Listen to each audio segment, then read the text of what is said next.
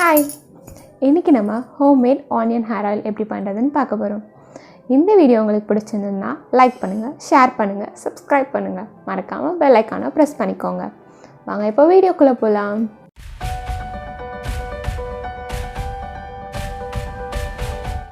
இப்போ நம்ம onion hair oil செய்ய என்னென்ன பொருள் தேவைன்னு பார்க்கலாம்.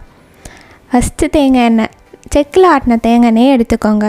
அதுக்கப்புறம் கருவேப்பிலை, சின்ன வெங்காயம் கொஞ்சம், அப்புறம் புழுங்கலரிசி, வெந்தயம். ஃபஸ்ட்டு கடாய் வச்சுக்கோங்க. நல்லா பேஸ் ஸ்ட்ராங்காக இருக்க கடாயை வச்சுக்கோங்க. இதில் நான் 200 ml தேங்காய் எண்ணெயை ஊற்றிக்கிறேன்.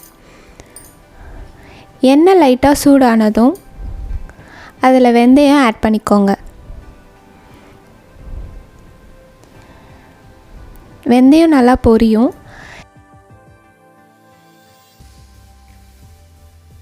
இப்போ நம்ம அரிசியும் ஆட் பண்ணிக்கலாம். நல்லா கலந்து விட்டுக்கோங்க. அடுத்து கருவேப்பிலை, அதுக்கப்புறம் நம்ம வெட்டி வச்சுருக்க சின்ன வெங்காயம். நான் ஒரு 6 சின்ன வெங்காயம் போடுறேன்.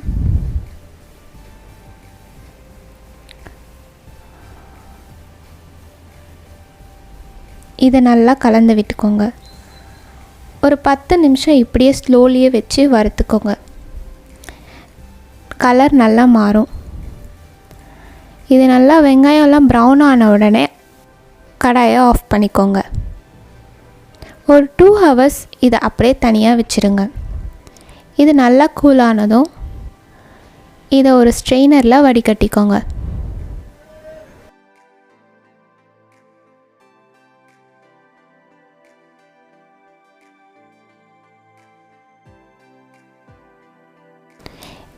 இதை உங்களுக்கு பிடிச்ச பாட்டிலில் ஊற்றி 6 months வரைக்கும் யூஸ் பண்ணலாம்.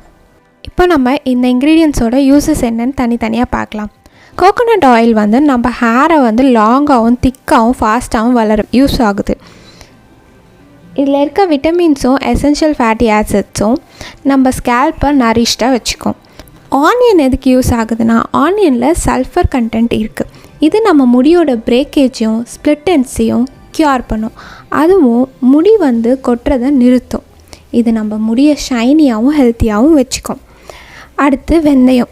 வெந்தயத்தில் ப்ரோட்டீனும் நிக்கோட்டினிக் ஆசிடும் அதிகமாக இருக்குது. இது நம்ம ஹேர் ஃபாலையும் டேண்ட்ரஃபையும் கண்ட்ரோல் பண்ணும். அதுவும் இல்லாமல் முடி வறண்டு போகிறதையும் இது தடுக்கும். அடுத்து கருவேப்பிலை. கருவேப்பிலையில் பீட்டா கரோட்டினும் ப்ரோட்டீனும் இருக்குது. இது வந்து ஹேர் லாஸை ரெடியூஸ் பண்ணுறது மட்டும் இல்லாமல் ஹேர் க்ரோத்தை இன்க்ரீஸ் பண்ணும். இது நம்மளோட டெட் செல்ஸை ரிமூவ் பண்ணும். அடுத்து அரிசி, புழுங்கல் அரிசி எடுத்துக்கோங்க. இந்த புழுங்கல் அரிசி எதுக்கு யூஸ் பண்ணுறாங்கன்னா, இதில் இனோசிட்டால் அப்படின்ற ஒரு கண்டென்ட் இருக்குது. இது நம்ம டேமேஜ் ஹேரோட பெனட்ரேட் ஆகி அதை ரிப்பேரும் பண்ணுது. அது உள்ளே இருந்து ரிப்பேர் பண்ணுறதுனால இது ஃப்யூச்சர் டேமேஜை தடுக்குது.